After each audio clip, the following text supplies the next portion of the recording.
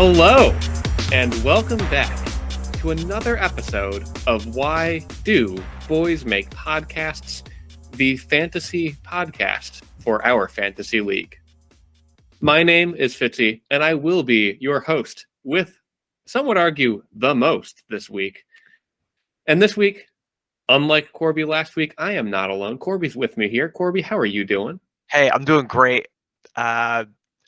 Really full from the weekend from eating so much gamer score. We'll get to that. And eating W's as well. So life is good.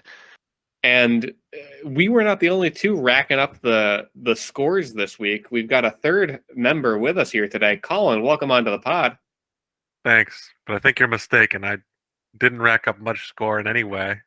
We'll get into that, but this was a very futile week for me. Well, why don't we get straight into it? Because much like the Seltzer bet last year, there's one thing on our listeners' minds, and that is, how much gamer score did these nerds accumulate? We're going to go 3, 2, 1. And Colin, why don't you lead us off with your story on the weekend? Oh boy, I was raring to go. I started off the week with 84,980 gamer score. And I was like, I'm going to game hard. Went down to the local Walmart. They don't have 360 games. I went down to GameStop. They don't sell them either. So I said, I guess I'll just have to... Went on Craigslist. There was like 3 people, and it was like all like, 13 games for $40. I'm not going to do that. So I was like, I'll just order some. I'll get them fast. So I went on eBay, and I just looked at the shortest delivery time. And the soonest one I could get was today. I got MLB 2K6. So I loaded it up today, finally. I was like, finally, I can get some gamer score on the day of. I loaded it up, and I was like, let's see where Corby and Fitzy are at. And then I turned to my Xbox. I'm not wasting my time with this. So the 360 was a limiting factor. Because it turns out they're elusive. You really gotta work. They're classic games at this point. Yeah, for some reason I just was like, I'm a GameStop. I guess I didn't realize it's like 3 generations ago. So, well, I'm almost sad to say this one because Colin, you entered the weekend at 84,980, and Corby, you entered a full 2,270 score behind him. Tell me a little bit about how you approached this task. So I had a lot of ideas in mind, and then I ended up being a little more social than I thought this weekend and being outside more and whatnot because of the weather and stuff. So I start the week at 82,710 gamer score. I end the week, well, not less than a week, because if it was a week, I probably could have gotten more.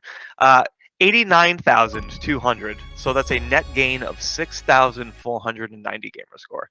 And so my mindset was, okay, go on Game Pass and see what the shortest games are and what have the easiest achievements.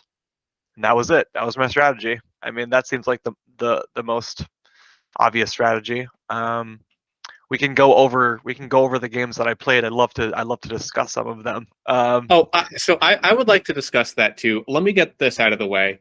I did get the win here with a plus 10,900 gamer score spread between a couple G's on Friday night. Me and Alex played some couch co-op, and then Corby, you still had the lead after that because you got off to a real quick start. I didn't play at all on Saturday. Most of this was Sunday, Red Zone on one TV and Xbox awesome. On the other. It was the perfect Sunday. So I think it is now time. I went from 61,046 up to 71946. So there's my net gain. And you guys can take the all-time victory still over me, Colin. Even though you got none this weekend, you still got 13,000 on me lifetime. So there's some solace there. Corby, I think it is time that we approach some of these games. First of all, let me just insert a brief visual to help you all understand how this weekend really went.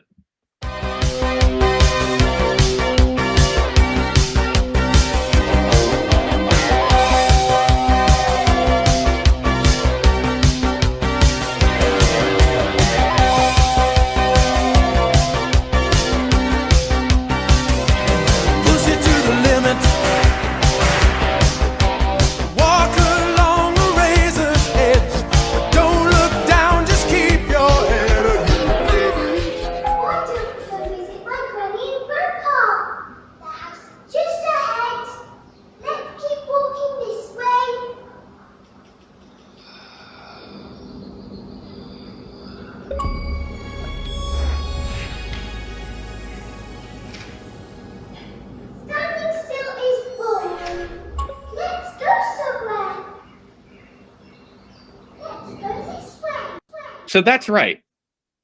Corby fired the first shot when I logged in and saw that he had already amassed 1,000 gamer score before I could even touch my Xbox in Peppa Pig. My friend, Peppa Pig. Okay. Corby, yeah. Okay. All right.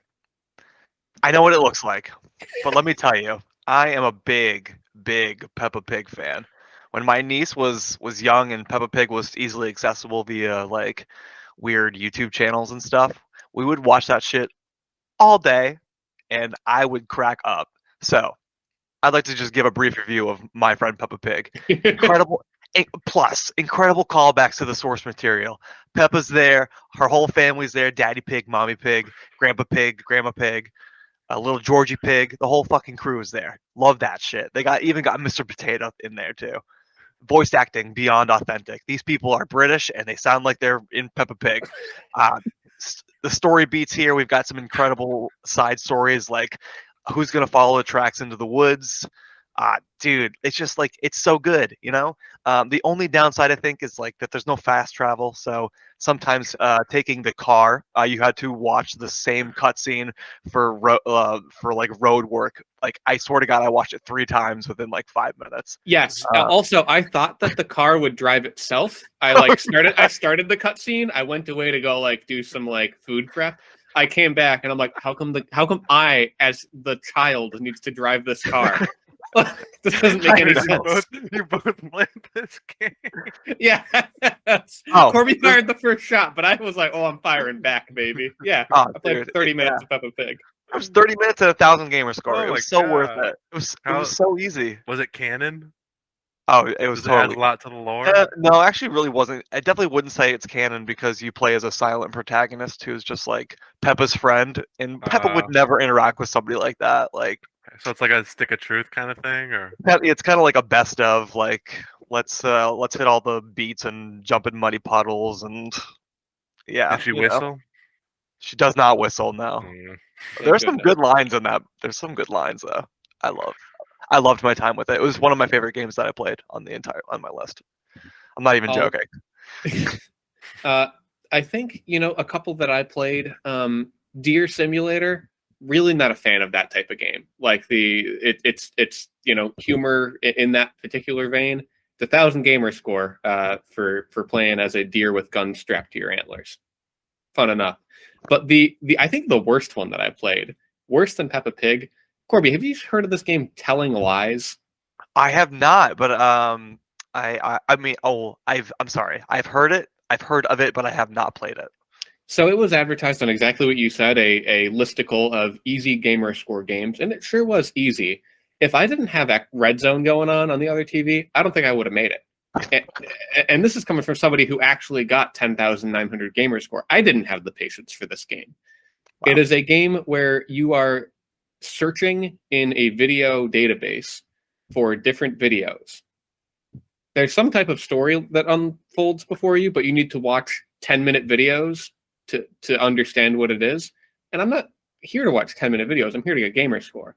So I had to just click in to 170 different videos, exit out, but I couldn't just search. Like, I had to actually search for a word that showed up in the videos. I have to admit it, I used a guide to know exactly what... It felt like I was at work, is the best way to describe this. I was typing words into my Xbox, clicking on videos, clicking out, and then eventually I hit upload at the end, and I got 1,000 gamer score for it. Great. This entire exercise was not about playing the games. The game was the gamer score. That was the game, right? Were we playing it right? Yeah, okay. Oh, of course. I'm not playing Doom 64 to have fun. That game sucks ass. It's so boring and so ugly. Fucking I think my undoing here during this competition was because on Sunday I was watching the first like 1:00 games and then I ended up switching over to get some gamer score like actively. So I tried to play The Walking Dead, Michonne. Like it was like a shorter one that was easy 1,000 gamer score. It was so fucking slow, and that game had just aged so poorly that like it just like made my whole night like I don't want to do anything. I just want to fucking go to bed. I'm so bored. Yeah, did I see you playing Overwatch? Oh, I was just playing Overwatch because I love Overwatch. I was also distracted by that too. So, Fair enough. What was your favorite game on your list that you got to play? Besides Peppa Pig, definitely Space Warlord Oregon Trading Simulator was really cool. That I was saw you playing that today, I think. Yeah, I was dabbling a little bit in between lines of code. So it was a pretty legit, like, fun, cool game where you are literally like an organ trader, like day trading organs. Hmm. I played it for like an hour and then I got 800 gamer score, so can't complain. And I enjoyed it. I would keep playing if it was more in depth, but there's not that much to it. But shouts out to that. What about you? That's nice. I'm a little bit torn between a couple here. A Memoir Blue was like Oh a yeah, point and click, real quick, real easy, but like also kind of nice. Alex made the comment, "This game has good music." yes. I also really enjoyed Coffee Talk. You know, Oh yeah, Coffee just Talk is a making good coffee. game. You got to play the male fantasy of being a bartender at a place where you solve people's problems. Uh, by especially not serving alcohol. That was the best part. You're just serving coffee and talking to people. Best in terms of fun though was Gang Beasts, which really brings me down to me, yes, this was all about getting the highest gamer score and winning the bet to prove that you have the, I don't know, mental patience and fortitude to get gamer score like this. But Gang Beasts was fun because I played it with Alex. It's all about gaming with your friends. You know, that's really the lesson that I learned here. 1,000 of my 11,000 was actually fun. That's good to hear. I booted up Gang Beasts for like 45 seconds and I was like, I hate this game so much. I did not have any fun. I couldn't imagine doing it without Alex, what I'll say. Yeah. We should have done online multiplayer for that one to get Honestly, it for each other. yeah. Just to say, That would have fuck been you, some Colin. collusion. Yeah. Whatever, we beat Collins, so. Yeah, it's as the once gamer score master, I feel like a once great athlete now passing on the torch to a younger counterpart. How the I feel like mighty Roddy fall. White giving the torch to Julio Jones, and then Julio Jones giving it to Calvin Ridley, and then Calvin Ridley gambling it away for some Snickers. And then Kyle Pitts found it that one week. He found the dirty Snickers and was like, "Oh, looks tasty." Except it wasn't a Snickers, it was a poop. Speaking of poop, our first comment this week comes from Adam. And he says, Fitzy, question for you. Don't want anyone to feel left out. Who is your favorite podcast host of all time? Dead or living? And Adam, I'm off of, after getting my one sweet victory and my much sweeter gamer score victory, I'm no longer coming into this podcast with that same level of anger and disdain that I did last week. Really wasn't meant to be pointed at you when I started yelling about Chris Colby. So I do want to formally, publicly apologize to you and Chris Colby for saying who's he, who am I. That said, my favorite podcast host of all time, I thought about this for a while because I wanted to think of a dead podcast host, but it's just such a new medium that I don't think there is one. And then I thought, well, what other answers can I give? Because literally everyone has a podcast now. The original concept for Why Do Boys Make Podcasts before we did this was going to be just reviewing other podcasts. I got to give my real answer here. And that real answer is a guy by the name of Mike Duncan, who hosts a history podcast that I really like. So there's my real answer for you. I feel so included. Do you guys have an answer to this one? Fitzy's my favorite podcast host. Fuck, it's Corby. I should have said Colin. I've only ever listened to 2 podcasts. Do you know what The Moth is? Do you know what it is, Corby? You listen to NPR. No. Okay. No, I think it's every Tuesday they have The Moth Radio Hour. It's just like a storytelling podcast. But I don't know who hosts that. But they make it in Woods Hole. You guys ever been there? Massachusetts. No. It's like the mainland that you can get. That's how you get to Martha's Vineyard, is off a ferry from Woods Hole. Oh.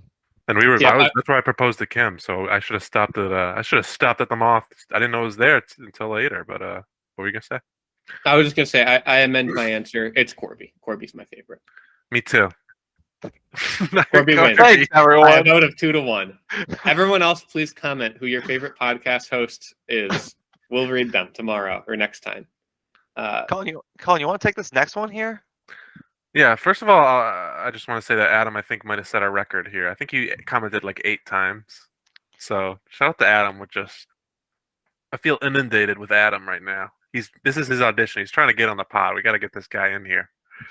Adam says, "Oh, I see why you want me to read this one, huh?" He says, "Adam says that outro last week sucked." All right, Adam. Why don't you keep your stupid comments in your pocket, huh? If you guys can see from the show doc, I gave that one a thumbs down. I don't think it does anything on YouTube. Just like It does dislike. not. I couldn't But- see it. I'm but gonna I'm like it giving right a now. thumbs down. Fitzy's a man. He can. You don't need to cater to his feelings.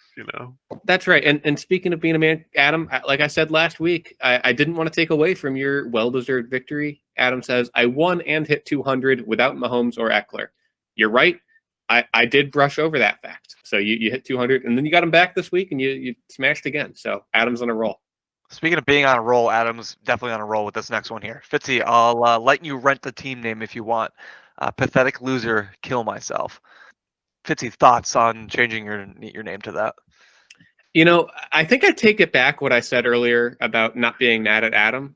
Like, am I to read this that Adam starts off by not wanting me to feel left out, and then 3 comments later suggests that I should kill myself? No, I don't think that's. He just knows how much you liked that name last year. He was just trying to do a rental. He's just trying to cheat. Good rental. Yeah, thanks, Adam. Appreciate it. Adam also says, I would not put a bid on Najee Harris if you dropped him. Yeah, that's a little extreme. I would put a bid on him. I would also not put a bid on him. Are you serious? Never. I would never own that guy. I mean, you think it's like during the bye week, he's a fine guy to put in. All right, whatever.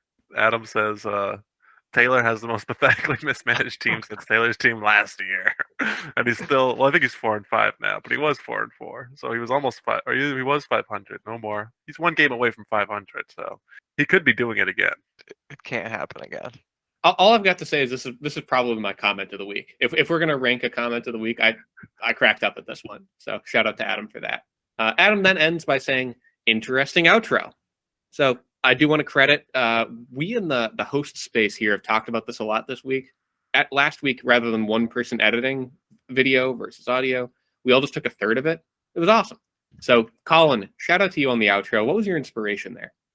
I just the man yodeled, and he yodeled with his many tones, and I put in what spoke to me. I mean, like I was telling you, like the original outro, I had like 10 different YouTube videos that I took clips from, and like I deleted it all by accident. So then when I remade it, I was like, I'm just gonna take like 3 or 4, and then I messed up the audio. The Indian water man, he doesn't talk, and that was a mistake. Do you know when the Indian water man comes up? Yeah. And he says, "Hey, it's me. I'm drowning." Like, what is it? Whatever he says there, huh? I know all those guys like that, so I put that in there for him. What's he say, Corby? Hello, I am under the water. Hello, I'm under the water. Yes, Yep, that's what he says.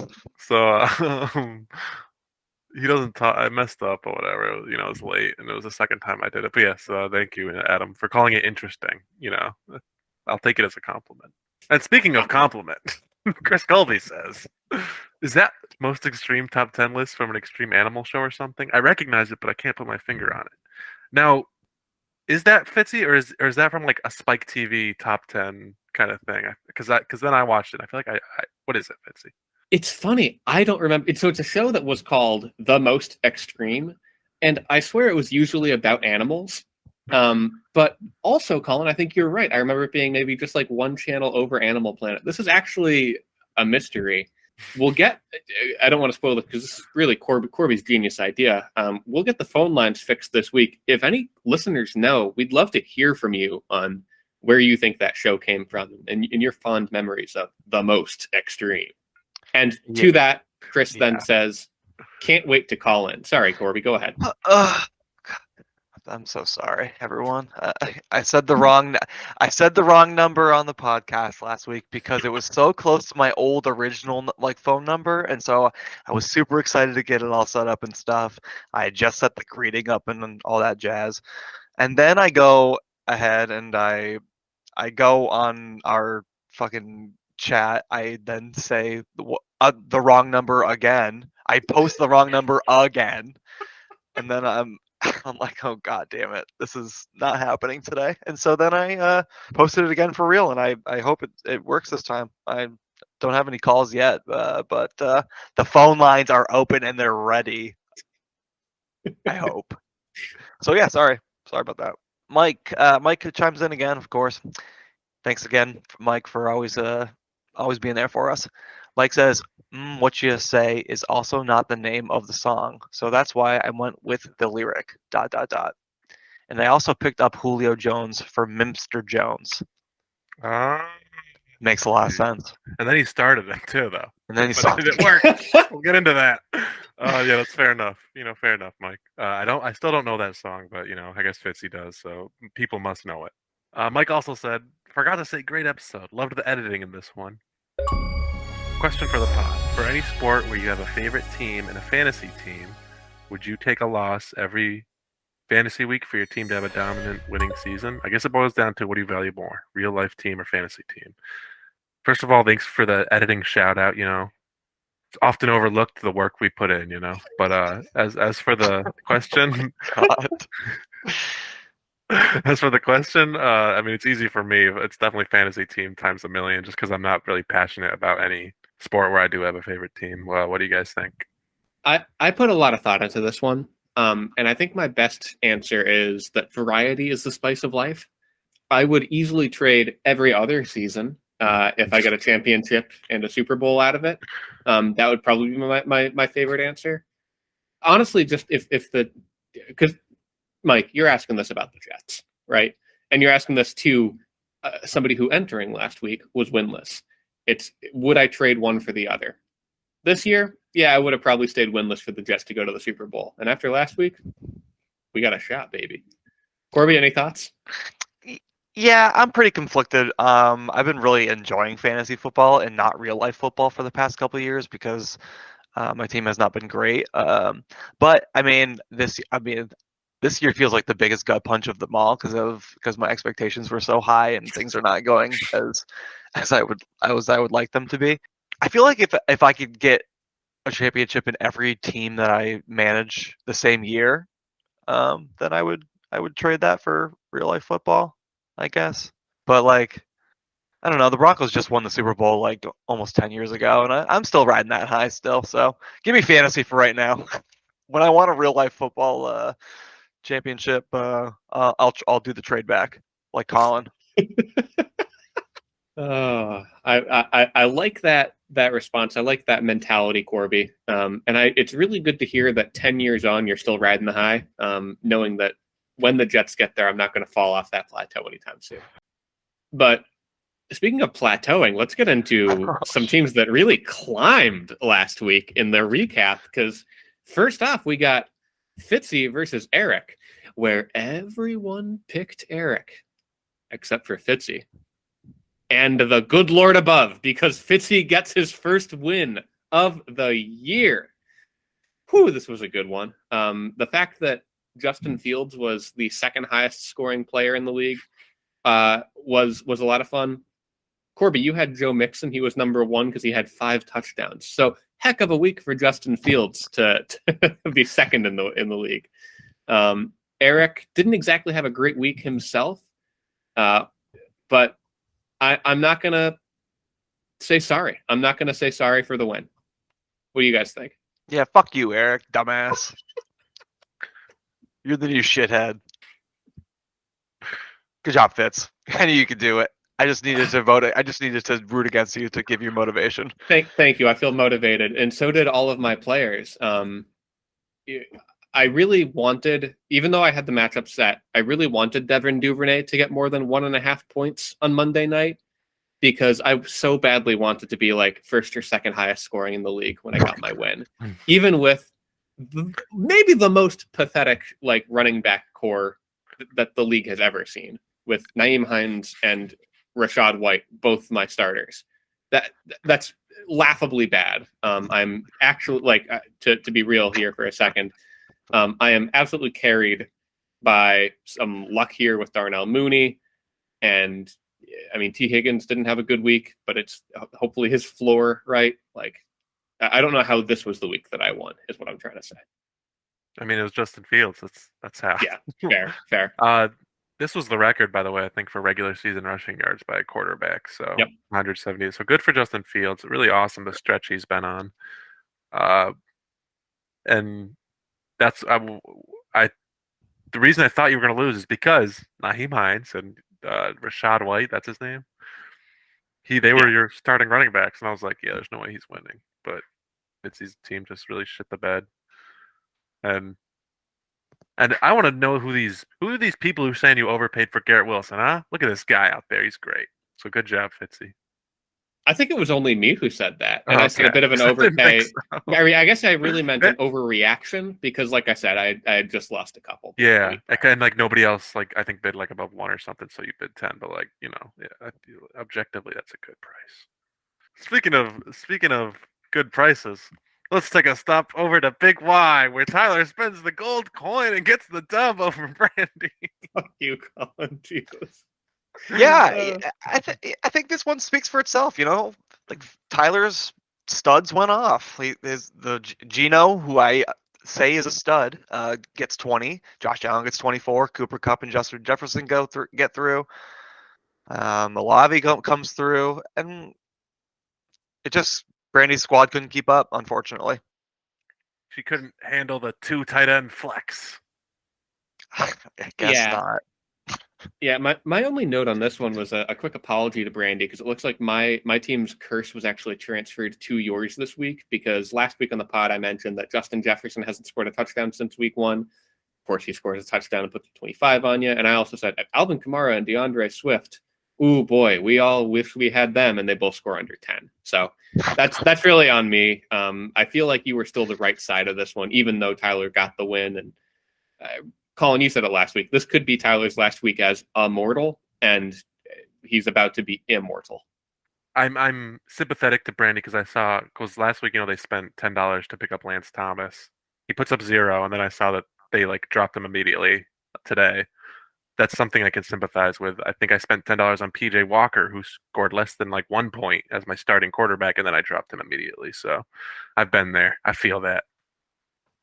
Who's Lance Thomas? I only know Logan Thomas. I've definitely done this. I've done this multiple times. Yes, you have. Who the fuck is Lance Thomas? No, he's there. He's David Carr's brother. He's David. Okay, moving on. He's a basketball player, and I always. Let's get through this here. We've got Taylor versus Chris P, where Chris P wins easily. Colin and the coin are pick Taylor here. Me and Fitzy we used our brains and picked Chris. Yeah, we just said his name, PJ Walker, -3 points. Don't love to see that. I didn't know that. That's pretty much it. That's all I thought. Elijah Moore. And you know what the thing is he picked somebody up after the podcast came out. I forget who. Or he made some move. Hasty. He picked up Hasty. So he's around. He's alive. Taylor's doing things. But he's still got Bridgewater on the bench. Got Bridgewater on the bench. He's got 2 empty bench spots, like Fitzy said. Oh no, he has 1 now. He has 1 empty bench spot. He has 1 empty bench spot and 1 being spent on Teddy Bridgewater. So he has 2 empty bench spots. I said it on the pod last week, and again, I'm sorry to get worked up. It's gross negligence. Taylor should be in jail for what he's done to his team this year. I really mean that. Do you think, this is public record, but does Taylor deserve to be in this league? Oh, yes, he does. The league is not... He almost won the championship last year. He absolutely deserves to be in the league. Did he almost win it? Yes. Yes. Yes, or did he almost not lose all the way through until the championship game? Oh, okay, Stephen A. Smith over here with your headline grabs. Yeah, no, it's the same thing. 2 sides of the same Sons of Aaron coin, my friend. You watch Tebow Mania. They fucking won games somehow. You weren't complaining that. Are you comparing Tebow to Taylor? Because I will turn this podcast off. Next up, we got Adam versus Chris Colby, where Adam wins. Everyone picked Adam, and he wins in a landslide. Unsurprising. This is like me waking up every day. This just happens. You know, we talked about, like Fitzy said, about that being Tyler's last week as a mortal. Adam's now in first place. He's been dominating for, I think this is what, his fifth straight win. I'm not on the homepage right now, but it's fourth or fifth. This team to me is like it's 1A and 1B with him and Tyler because the emergence of Eckler, not emergence, I shouldn't say, like reemergence after his shit start to the year. Travis Etienne's now like, a top 5 dude. Like his team is just so solid from top to bottom. I think in a vacuum I might want his team more if I was like picking a team. But I mean it's picking gold and platinum or something. So good for Adam. He's got him and Tyler going all the way. And I'm falling down, but we'll get to that. Good win for Adam. What do you guys think? I mean, you said it. So Adam is on a 5-game winning streak now, including the last 3 weeks where he has been the number 1 scorer in the league. My only worry is that Adam may be peaking too early. But that being said, I'm not going to pick against him when he's at the peak. Yeah, Adam's on an absolute tear right now. That's all I got. And Chris Colby sucks. Next up, we had the battle of the buddies. We had Colin versus Mike, where Mike pulls off the upset and beats Colin. Let's look at what happened. Oh shit! Wow, Kenneth Walker was really good. Yeah. So I'll just say real quick, this was a really close matchup, and I think I was up maybe like 20 going into Sunday night. Neither of us had Monday players.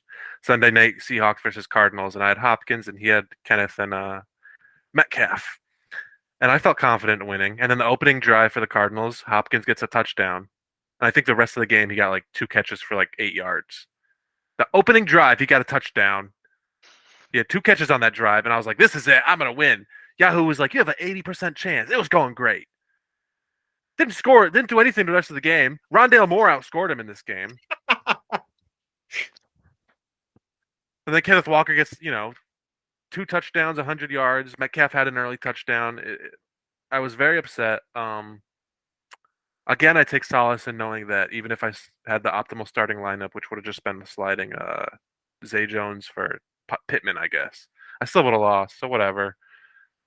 Gabe Davis sucks, man. He doesn't suck, but it's just so disappointing. Evan Ingram, what happened out there? Good for Mike. He moves up to 5-4, 4th place. He's playoff bound. What do you guys think? It was the closest matchup of the week, and nobody would have seen the Jets defense putting up 10 against the Buffalo Bills, except for Mike in his fandom third eye, and he knew that he could still start the Jets against Josh Allen, and they were going to pick him off twice and sack him 5 times, hold him to 20 points, or 17, sorry. Unbelievable. So yeah, he deserves the win for that ballsy play alone, really. Absolutely. Defense outscored yours by 7. So good for him. My genius strat of starting my quarterback and against, the defense against my quarterback. Packers suck, man. Man, they both sucked. Your defense and quarterback combined for 14 points. Neither one did good. Bummer. And in our final matchup of the week, Corby, you took down Chris Cloud. Everyone thought you would do it except for the coin, and you showed that coin what's up. Why don't you take your victory lap here for a minute? When you say I took down Chris Cloud, that's a lie. That was Joe Mixon who took down Chris Cloud and Travis Kelce and the entire New England defense. And that's it. That's all I needed, and that's just fine for me. Davis Mills nearly outscored Justin Herbert. Yeah. That's fun. No. How about Kenyon Drake in his revenge game against you, putting up? Yeah, I deserve that. I know. I got to sit there and shake my head at the TV watching that bum run the ball. Yeah, no, Corby, you kind of stole my note here. I was going to say we're all focused on Joe Mixon. It's not. I'll say this: it's rare that you win by 51 points, and you can point at just one player and say that one won it for me. Yeah. But yeah, he scored 55. But let me read off for you real quick the top 5 fantasy scorers last week. Number 1, Joe Mixon. Number 2, Justin Fields. We covered it. The next 2, not surprising to see, Patrick Mahomes with 38 and Devontae Adams with 36.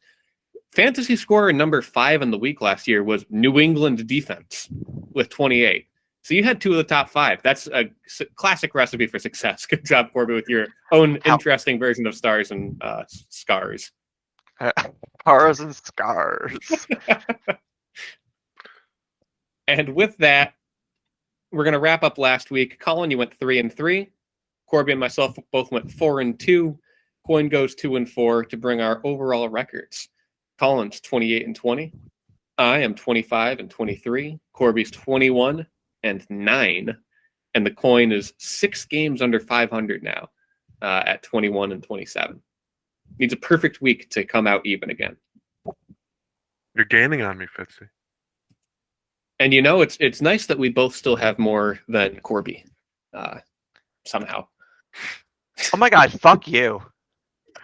Oh shit. Dude, we didn't even make a charity bet on this one this time.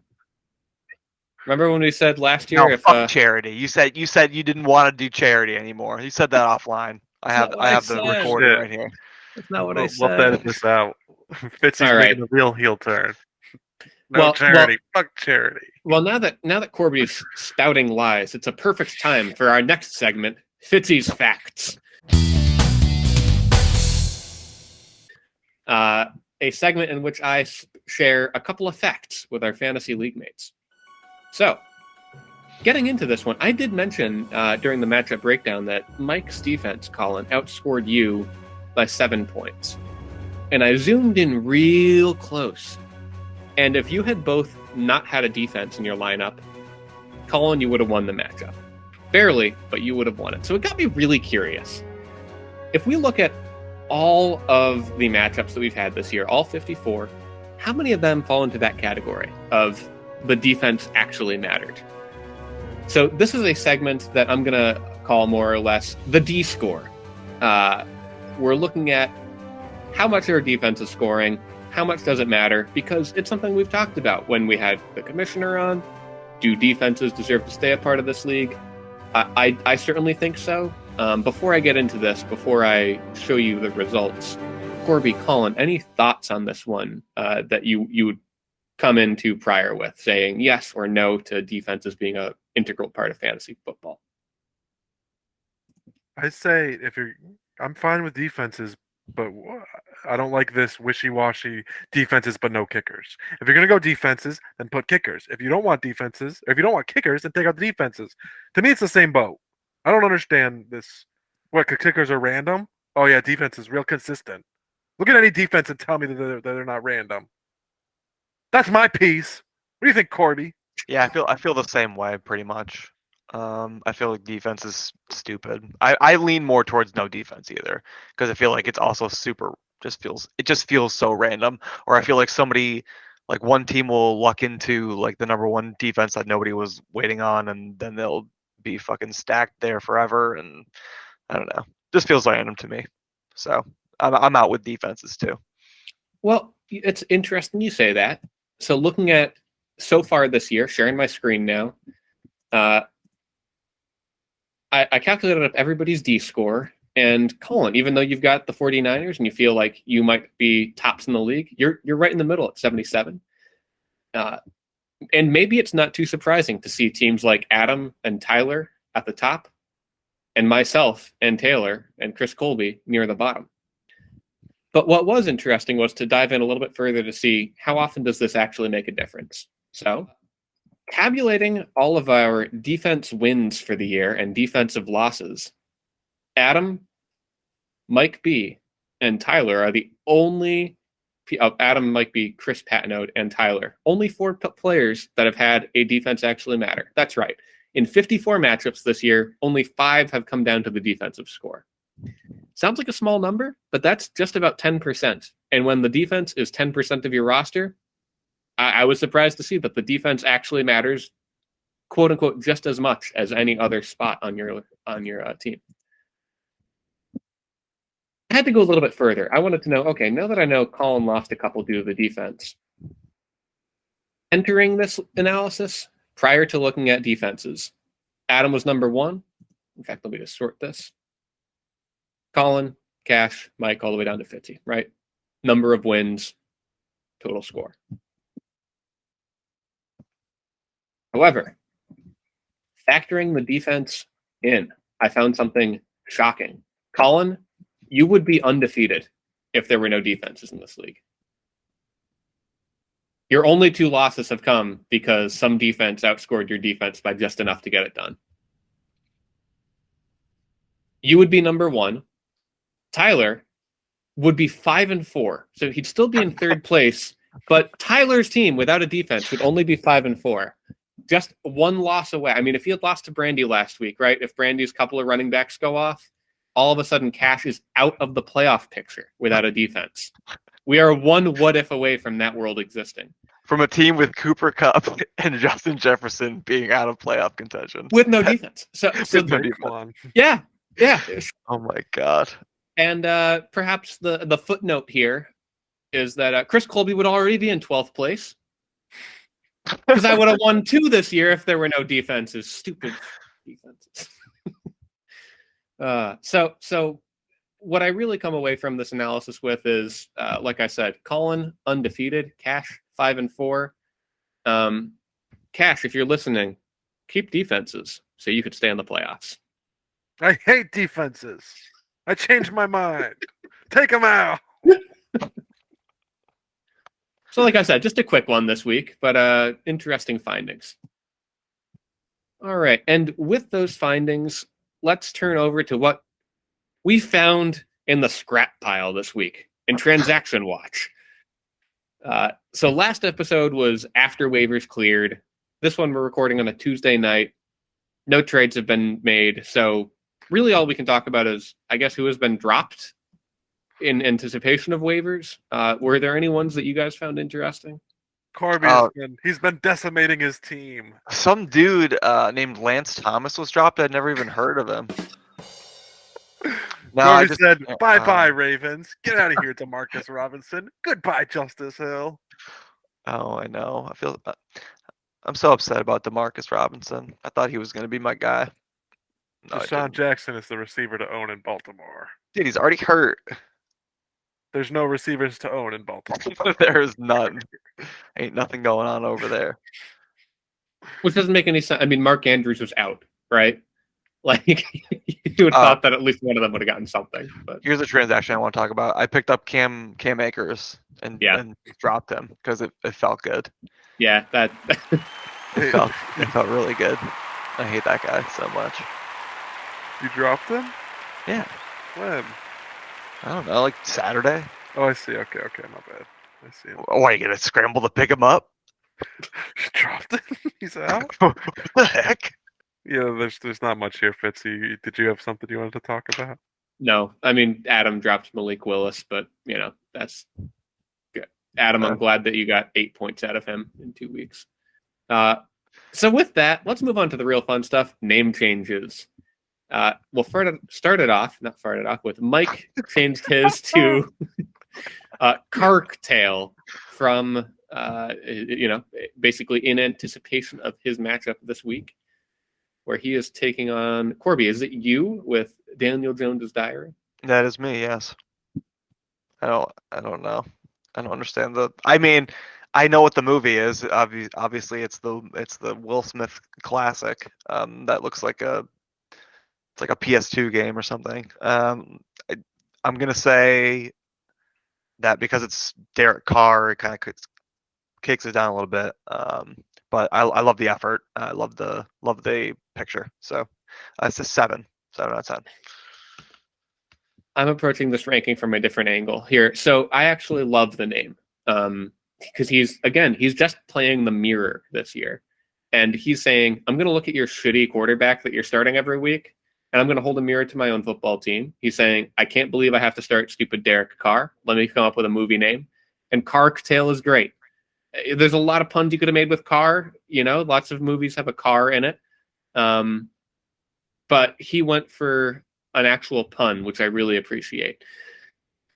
And I'm a little bit torn. Colin, I think I need your help before I can make my ranking here. He changes his team picture to an absolute banger. He's got all these different pictures of people on his team. He's got Carktail visible in the even the Yahoo size. I can see his players all hanging out playing as different characters.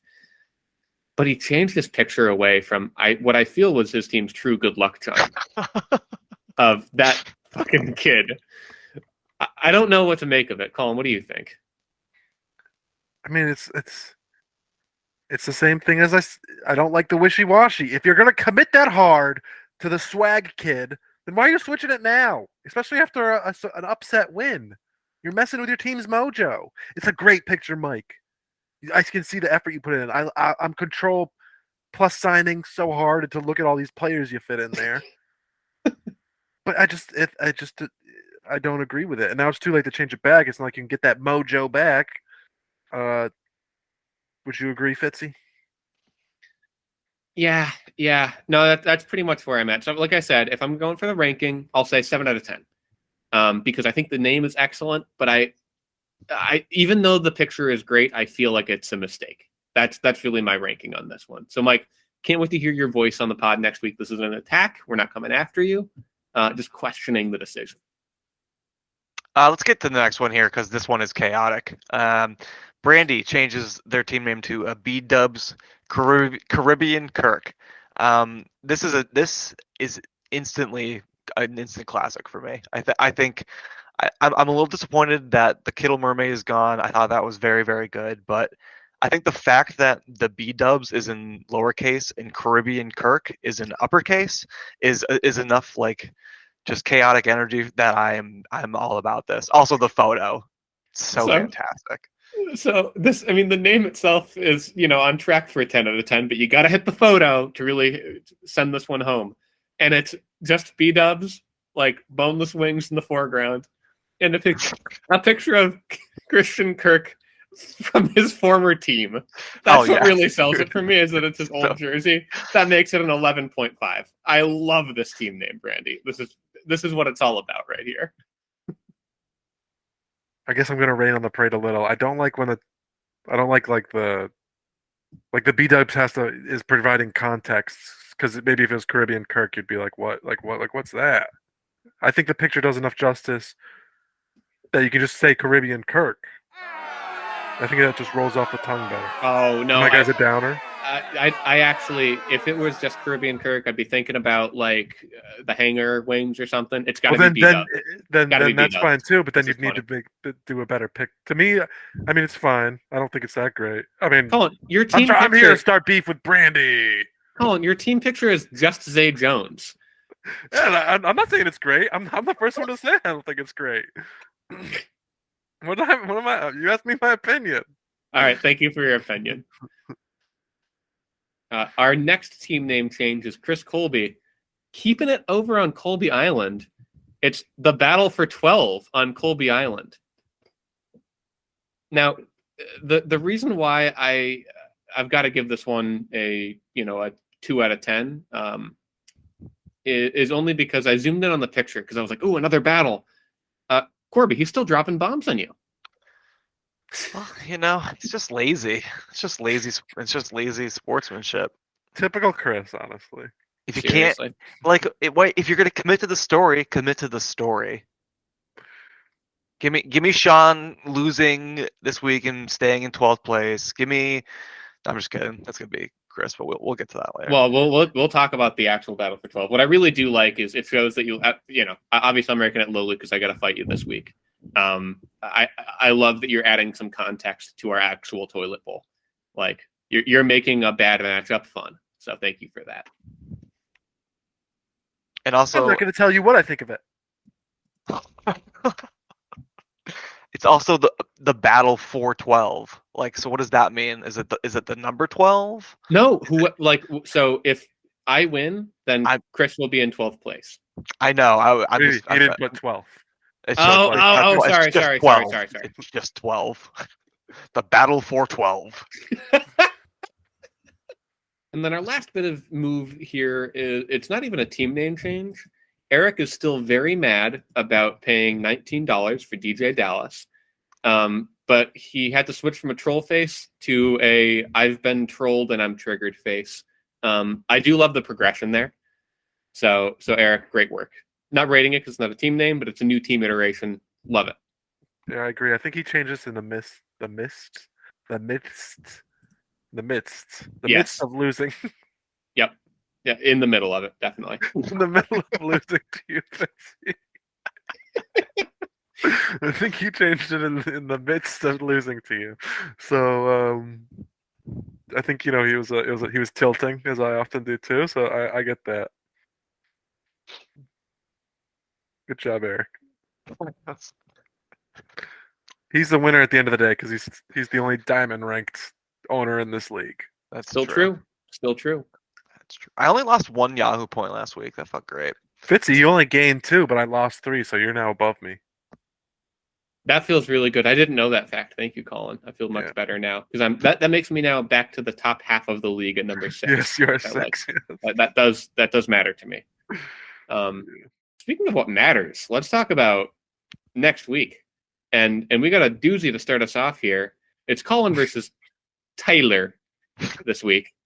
And why don't one of you guys who can read start me off here? Every week I say I'm going to pick myself, but like I feel like it's a fool's move to do that. I'm still going to pick myself, but like we already said, last week was Tyler's last as a mortal. I have to go against his basically his full powered lineup. You'd think I'd be like, oh, he's starting Melvin Gordon. That's an easy win. I don't care. I look at everything else and I'm like, I'm gonna lose probably, but I'm gonna pick myself. Evan Ingram, I really need you to show up. What do you think, Corby? I was thinking this was gonna be a murder, but now I'm looking at Cash's team and I'm kind of cooling on Raheem Mostert, kind of cooling on Melvin, and Higbee has been pretty much non-existent. He's still doing the swag strat of that. At this moment, he would definitely be better with Mitchell, who's not going to be that useful. But Gibson's been pretty good, so maybe he'll switch him in. But I think the point I'm going to try to make here is that cheaters never win. So Colin, you're not going to win this, and I'm going to take Tyler. You mean famed cheater Tyler, the originator of Rentalgate, the perpetrator of Wavergate. What was Wavergate? I don't remember Wavergate. Do you remember that season we had rolling waivers and he picked up 3 people in the first week. He picked up TJ Hawkinson his rookie year and 2 other people because you don't remember this? He didn't change it to Fab at the beginning of the year. No, I didn't know that. Oh well. Anyways, never mind. We're gonna see a tie this week. No winner. This man both cheaters. He egged on Chris Patino to keep bringing down the alcohol while he traded Tim Cooper Cup. You guys might remember Chris Patino needed to be carried out of B-dubs after that night. I was not there, so. Yeah, I was there, but Colin, I must have been pretty drunk too because I don't remember that at all.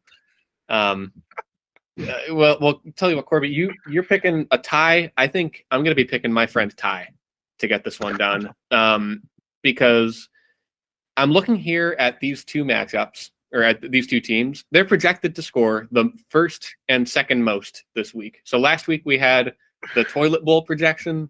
Here we've got the potential Super Bowl projection. Both teams are 7-2. Colin, without defenses, you would be undefeated on the year. And Tyler is the only team in the league that has 2 defensive wins on the year. He'd be 5-4. But then I look at the defense and I'm like, I kind of see why, because Dallas is projected for more than San Fran this week. And I'm going to go for a real narrow victory for Tyler. I think he is going to add 1 more to your defense-only loss column this week, Colin. It's a bold prediction. But not as bold as Corby picking a tie. Ladies and gentlemen, folks of all walks of life, please welcome back, with a formal introduction, the coin. The coin is staying with his brother Cash this week. Speaking of brothers, we have a matchup between 2 good friends that I've seen embrace like brothers. We've got Chris P versus Adam. I'll tell you the truth here. Before I looked at this matchup, I thought it was going to be a slaughter, and I do think it will be not super close, but I don't think it will be as much as my original thought was. So, Adam's got Taysom Hill starting, and I don't even think Keenan Allen's going to play. I don't even know if he's a human anymore. So I think that's not going to help. And Chris has got Nick Chubb back this week. He's got Tua playing great. I'm still taking Adam. Sorry, Chris. I'm probably going to take Adam too here. He has Taysom Hill now, but Adam, he's always finding ways to cook up quarterbacks. I think for the last 2 weeks it's been Malik Willis. He almost started Taysom Hill against Fitzy, but then the last second he picked up Malik Willis, who probably had less points than Taysom Hill, so maybe he's better off with Taysom Hill. But regardless, just like Cash being lifted up by his heavy hitters, so too is Adam. Chris has got some heavy hitters of his own, but some of these poopy guys I think are going to sink down a bit. Trevor Lawrence, Tyler Algeron. So I'm going to pick Adam. Fitzy, what do you think? So I really didn't know what to think about this one. I looked at it just like you, Corby. I thought it was going to be a slaughter. This is actually, much like our last matchup, our third and fourth highest projected scorers on the week. So another top tier matchup here, kind of sneaky, even though Chris is in seventh at 4-5. I do like the team. It looked bad last week with Chubb and Zeke on bye. Zeke's not all the way back yet. I don't know if he's ever going to be back. And Adam, basically, I said it earlier. You might be peaking early, but you're at your peak. So I'm going to take Adam in this one. And the coins flying against us, taking Chris P. Next up, we got Eric and Brandy, two people who I don't have a common theme for. We've got Eric. He's coming off mad. He's looking for a win. He's ready to hit the launch button. And we've got Brandy, who has no second quarterback unless Baker gets the job. What do you guys think? I fucking love that every time you talk about Eric, he's going to hit the launch button. His finger is hovering over it as we speak. He's ready to go. He called it last year, and I want to do it too. He's 2-7. He's ready to hit the launch button. Oh my god. No, if he wins out, he can do it. He could, yeah, definitely. I think Eric making good moves with getting Dalvin and Godwin. I think his team looks way more rounded now. Looks a lot better on paper. I think Brandy's is definitely going to have a quarterback. I'm cooking one up right now. Spoiler alert. It may be me. No collusion though. No puppet. No, just kidding. It doesn't matter though. I think Eric's still gonna win this one. Sorry, Brandy. Yeah, so for me, first I want to apologize. Our last matchup, I was wrong on that stat because I'm looking at the projection now.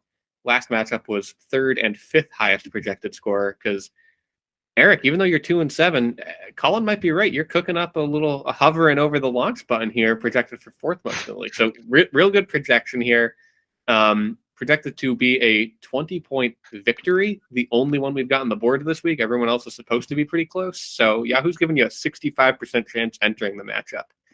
Real hard for me to go against that, but purely, truly because of the name or the new team name change here, I think Brandy's going to eke this one out with that second quarterback, close the gap out here, and B-Dubs Caribbean Kirk is going to get the win. Spicy. And the coin likes it hot as well. Taking Brandy. In our next matchup, we have two teams. That's about what I've got there because it's Taylor taking on Chris Cloud. I keep saying this stat because we just have a lot of even ones this week. Our 11th and 12th ranked players are facing each other in terms of projection this week. It's really rare to see this type of thing lining up. That said, Chris is going to get Tyler Conklin fixed. I have to believe it. He got Mark Andrews on bye, David Njoku on the bench. He's got tight ends already on the roster who he can slide in. And Taylor, until last year, we were joking about Deshaun Watson the whole year. Until you fix Teddy Bridgewater on your team, I don't think I can take you anymore. So Chris Cloud without looking any deeper than that. Yeah, I feel almost the same way, but I feel like we're getting a bounce back week for Taylor. I think we're gonna be dealing with a pissed off Taylor. He's ready to hit the lunch button because he's starving for a W. Give me Taylor, I guess. Chris came into this league hot this year. He started out 5-1. He's on a 3-game losing streak. He needs a get right game, and I think this has got to be it. Corby, I've been in that hole. I've been in the Taylor hole. It's stinky and it's cramped, and I don't like it. I'm gonna go with Chris this week. I mean, as long as Taylor is about to start Elijah Moore on his bye, probably. Give me Chris. He'll get just as many points. That all said, it looks like the coin's against us. The coin wants Taylor this week. I'm shaking in my boots at that one. Let's go. We got Mike versus Mike in the next matchup here. That's Mike Corby versus Mike Boko. I'm going against McCaffrey. That's not good. Yeah, no, I'm going to take myself here. I'm feeling great. It's good. It's good to have Daniel Jones back up in the line. Excuse me. It's good to have Daniel Jones back up in the lineup. It's great to have Drake London as my wide receiver too. Wan'Dale Robinson as my flex. No defense. It's great. I'm feeling great here. Yeah, Corby, I'm glad you're feeling great. And I got to be honest, I'm looking at the matchup here, and I feel great about both teams. Both teams are projected for some pretty solid scores. You've got Mike still yet to get that new tight end in at the time of recording, so his projections are going to go up. Corby, like you said, you've got no defense in there. Your projection's going to go up. So this could very well be one of our top scoring matchups of the week. Love Christian McCaffrey and Kenneth Walker as the core. But then I look up and I'm like, how is Stephon Diggs on this team as well? So Mike's solid, top to bottom, going to get a new defense in. I'm personally a little nervous that he is going to keep either Denzel Mims or the New York Jets defense on his roster this week.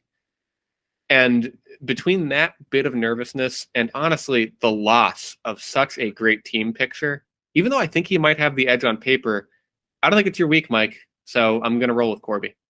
Not his week, but it is his year. That's actually what I feel. Yes, that's a great way. That's Corby. I couldn't have said it better myself. Oh, first of all, I just want to say, looking at Mike's team triggered me because I said that we had no players on Monday and that ours was decided on Sunday night. I was up by about, I think, three or 4 points going into Monday, and Mike had Jerick McKinnon in, and I was like, 4 points, Jerick McKinnon. That should be easy. And of course, he puts up his best game of the year against me. So I'm predicting he's. I guess he can't slot him in. He could slot him in for like Brian Robinson. Do you really want to play him against Philadelphia? I don't think so. I'm picking Mike. I'm riding with you after you beat me. You humiliated me. So now it's time for him to humiliate another co-host. Corby's got Mixon on bye. He won't save you this week. Put in the meat man. Never. And speaking of meat men, go ahead. It's two meaty boys. It's in one corner is Fitzy. He's hot and bothered after his lone win. And then the other is Chris Colby. He's fighting for his life out here. He doesn't want to be in last place, lest he be covered in some ice-covered water. Also known as ice water. Some ice-covered water. Who will win in the battle for Colby Island again? Fitzy, I have one question for you. Oh, God. Do you have the guts to start Kadarius Toney? My problem is I might not have a choice but to start Kadarius Toney.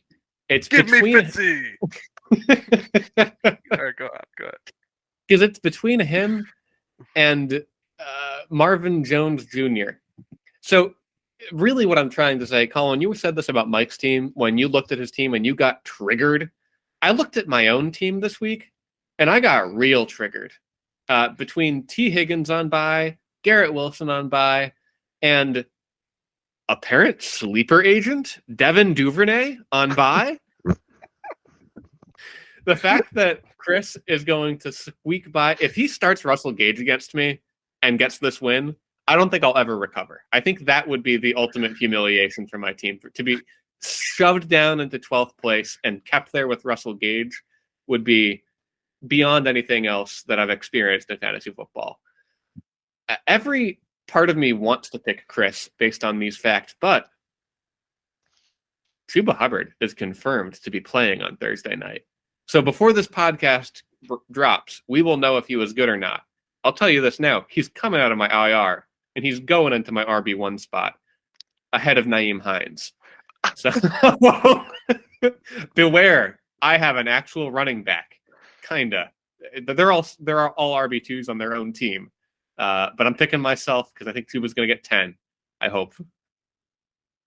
Yahoo has the most bizarre boner for Nyheim Hines, who is consistently projected for like double-digit points. I know. It's why I keep putting him in my lineup too, because it's like, well, he's going to get 13. Yahoo says so. They were right about Devin Duvernay. They were not right about Nyheim Hines. That's bullshit. I hate that guy. And that's why it's so hard for me to choose you, Fitzy. I hate Nyheim Hines and I hate Najee Harris. I hate both those guys so much in terms of just like their fantasy production this year has been terrible. But I got such a soft spot for Terry. I don't have a soft spot for Mooney. Who else do you have? Oh, Michael Gallup. No, not him either. No, yeah, but no, I have to pick Chris. I'm sorry. I hope it continues to light a fire up your bum hole so you can keep winning. There are no islands this week. The battle lines have been drawn, as Corby and the coin are both on Chris's side, while Colin's got my back. So we'll see who comes out on top. And speaking of coming out on top, it's time to recap what happened last week in Bets of the Week, where first of all, we made a round-robin bet on lowest scoring defense will lose. Well, I'll tell you one thing. It wasn't Corby who had New England go off for 28. It also wasn't me who had Cincy score 6 points. It was Colin who lost because of his defense's performance, as the Packers only put up 3 on the Lions. I hate defenses. Get rid of them.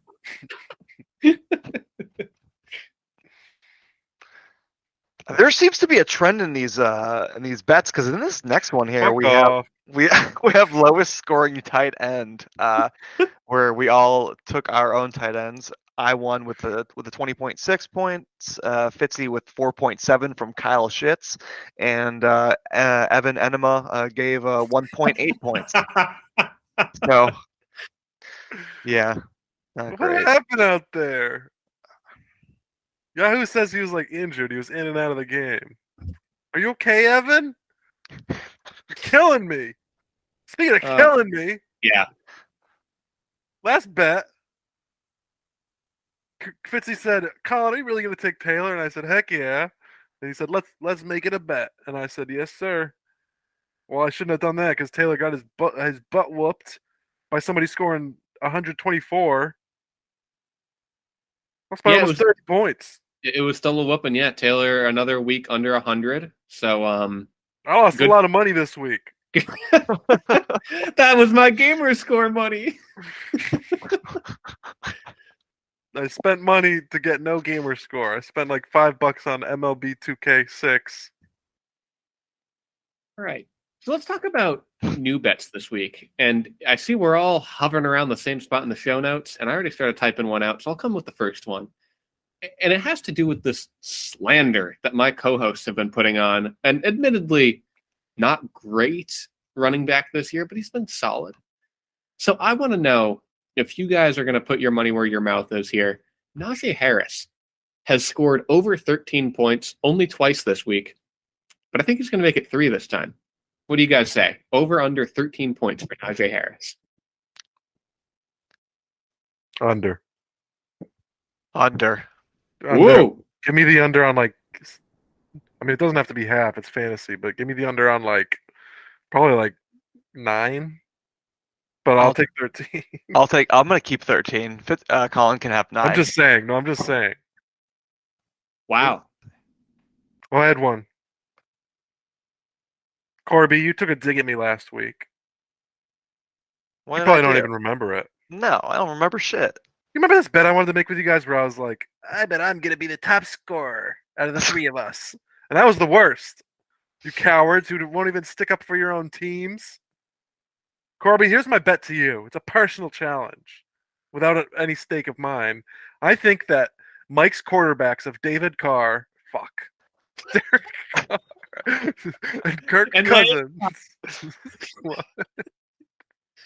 Derek Carr and Kirk Cousins will outscore Daniel Jones and Justin Herbert. Yeah, I agree. You, No, I'm just kidding. I'll take it. yeah. Go, I'm in. Mike. Thank you. I'm gonna try to win just for you. Go, Mike. That's me. Oh shit. I was like, what? Oh shit. Took you fucking long enough, you idiot. I'm just kidding. What else can I bet? What else can I bet on here? I bet that there will be an overtime game. You know what? Even every fiber in my being says yes, but I'll take the Novertime. I'll take Novertime this Are you week. serious? Oh wow. Sure. The last time we made this bet, it was the last game of the week. It was, what was it, Chargers somebody? Raiders, I think. And Yeah. no game had gone into overtime, and then that game had to, of course. And I bet no overtime. I will make it very clear. This is a Sunday bet only that I'm making. No Sunday overtime. You cool with that, Corby? That's fine. I wish I made that one. That's a smart idea. This guy's a good, smart guy. Oh wait, how many teams are on bye this week? How many games are not being played? Or no, that's Oh. all this week. Is it 6? No, that's fine. I'll take it. I don't care. I'm gonna win. Fuck you, Fitzy. Sick. Oh, Sick. shit. Bitch ass bitch. So my next bet here is really because I like to bet on a good underdog story. Corby, a couple of weeks back, I bet you that Chris Colby was going to make the playoffs. He is currently on the league's longest losing streak of 4 in a row. So I made this bet sometime around when he was 2-3. But I want to pick another team that's knocking on the door just to bet you that they're going to make it in. And I have to do it. I think it's going to be Brandy's team. I think Brandy's going to make the playoffs. What do you say? Both of you. I'll say no. It's hard because I think it's definitely possible. It definitely is. I think, and I like Brandy's team. I really do. But there's just actually looking now because Chris will probably drop out. That leaves 2. Because I think the top 4 is pretty rock solid. But Well, tell you what, we could also flip this one the other way, Colin. I will say that one of the top 4 will not make the playoffs. I would definitely take that. Yeah? All right. I will say the field on one of those top 4. I think I just have to kind of count on Mike. 7 wins is pretty, because the rest of us have at least 7. But I believe in you, Mike. You got a good team. I've got a bet. I've got a bet. Right? Oh my god! I bet that I won't have the lowest scoring quarterback on my roster this week. Not including, the masseuse man, or not including Dr. Masseuse over here, or Bailey Zappi, or whoever else I might pick up this week. Out of Brissett, Heineke, and Goff. And do you have 3 quarterbacks or 2, Corby? I forget. I have 3 for now. And who is it? You have Mills, Herbert, and who else? And Daniel Jones. Oh, that's right. How did I not know that? Okay, so yeah, you got Mills. To me, it feels like Mills, Heineke, and Tannehill battling it out, duking it out. So, do you guys have the guts to just not be the worst? It's real tough because I do have Ryan Tannehill on my team. There's a chance I drop him for the chance of having $5 in my pocket. No way, just trade him to me. I love quarterbacks. I know, dude. Well, who am I going to trade him for? One of your benched quarterbacks? No, I'm Davis. not planning on having Davis Mills for very much longer, so I'm out. Oh, give me that. Give them to me. You're poor. You're sick, and you're hungry. Okay. Great bet. Yay or nay? Nay. You just said nay, didn't you? Or are you going with our solo backups? I don't want Davis Mills. He's gonna fucking lose. He's the worst one. That's literally crumbling money. I'm not doing it. You guys just aren't loyal to your players like I am. Hey, I'll make the bet just 1-on-1 with you, Colin. You're loyal to your player like I am. Let's do it. I bet Oh my that God. I'll win the most Yahoo medals this weekend. Great bet.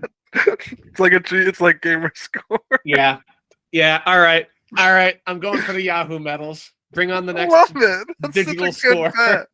bet. Adam has 30 medals. He's dominating the league. I have one more. I feel like I've kind of made a trend the past couple weeks for me, in that like if I differ on picking a matchup, I think I've had a couple bets on it. And Corby, this week I want to bet you. Do you have the guts to put your money where your picks are? I think Fitzy is gonna beat Chris Colby, and you don't. You think Fitzy's gonna be? You coward. Yeah, I'll do it. I'll do it. Yes. All right, Fitzy. Now this gives you extra motivation. So that you can win money? We're friends. Are you? Oh wait, are you and Chris Colby friends? I would hope so. Shit. I hope so too. We'll see after this week. I hope not for your sake. And with that, we're going to close another chapter here on the Why Do Boys Make Podcast. It's been a fun week. Looking forward to a fun week again. Love playing fantasy football with you guys. If you like playing fantasy football with us too, why don't you please dial the number on your screen right now and tell us about it. And while you're doing that, waiting for the ringtone to finish, why don't you head over and hit the like button? It's a pretty quick little thing. Just smash it. Just smash it real quick. With that, my name is Fitzy. I'm Colin. And I'm Corby. And gamers, game on. We have ignition.